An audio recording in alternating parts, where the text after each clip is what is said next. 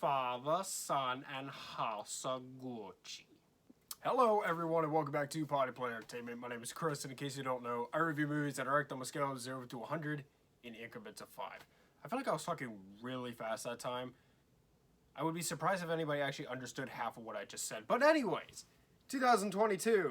This is my first video that I'm recording of the new year. Not the first video I've uploaded, but the first video I'm recording in the new year. I saw this movie in November, I think.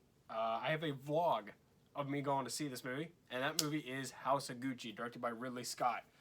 Yeah, I saw this a while ago, and I'm just now getting around to reviewing it. And I still haven't reviewed West Side Story. I still haven't even finished my notes for that movie, so I really gotta crack down on that. That video will hopefully be coming this week. But tomorrow I'm planning on uploading a New Views movie reviews, so look out for that. Getting hot.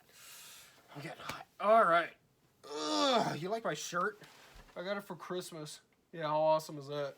Anyways, so let's talk about House of Gucci. It was directed by Ridley Scott, and it stars Lady Gaga, Adam Driver, Jared Leto, Jeremy Irons, and Al Pacino. It was produced by Jared Cloth, Aiden Elliott, Megan Ellison, Aaron L. Gilbert, Marco Valerio Pugini, and Kevin Ulrich. I don't know why I read all these producers' names. I really don't know why. I feel like I should give more credit to the writers, but then again, that's just way too many names to read. So I decided against that. But let's just jump right into House of Gucci. I don't really have a whole lot to say here. So let's just get into my pros and cons. So, for one thing is, I actually like the performances in this movie. I've heard people crapping on the performances in this movie. I thought everyone in this movie was really good. I thought they all really made the best of their screen time, and they all really ate up the screen. This movie is fun at times. Not as much as it could have been, and I'll get into all that in my cons, but this movie does have its moments. This movie, I like movies that show what wealth and power can do to people. And this movie does. And I always like that, how you see somebody who might come from humble beginnings and they're built up, only to be torn back down again, dragged right back down to earth. I really like that. The makeup and the costuming in this movie is really good. Actually, really, really good. This will probably get nominated for an Oscar for it. Jared Leto, especially in this movie, he just disappears in this role. I remember, I didn't even recognize him in the posters until I learned it was him. I was like, oh, that's him?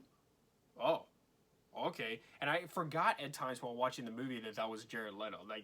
That's how good the makeup and costuming is on him, and that's how well he performs as this character.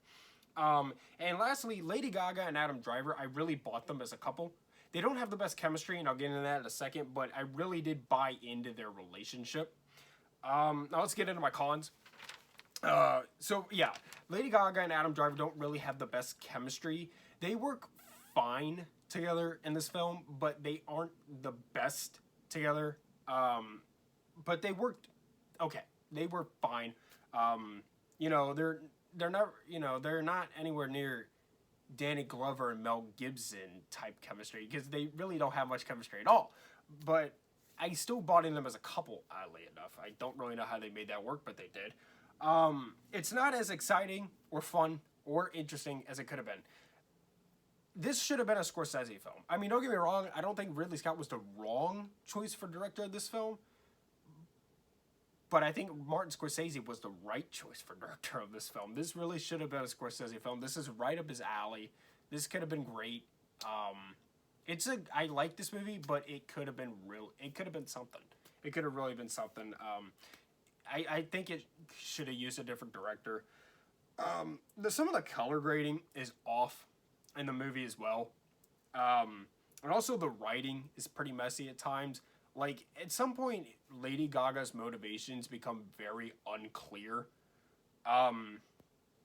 This is a movie that I really enjoyed, and I'm kind of torn on how I want to rate it.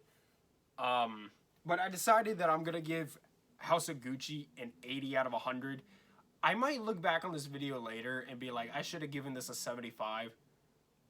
That's a possibility. I'm very torn on this. I did like this movie. I've been seeing people crap on it so much. I really don't think it's that bad. But it could have been so much better. This certainly is not Ridley Scott's best film of the year. The Last Duel was amazing. It surpassed my expectations. I loved it. This will probably be forgotten kind of in his filmography. You know, we're always going to be talking about this fine piece of filmmaking. I love this movie. But I feel like that in, like, even, I mean, is anybody even talking about this movie anymore? I feel like I'm the only person talking about this movie at this point. Like, this movie came out in, like, November. Yeah, it came out at Thanksgiving. And I feel like since just Thanksgiving, today's January 1st, I'm the only person. I feel like I'm the only person talking about this movie. Like, people feel like they've forgotten about this pretty quick. Although, thankfully, this movie did earn its budget back, which I'm really happy about. Unlike The Last Duel, which just lost so much money, which is devastating because it's such a good movie. This one, thankfully, did make its money back.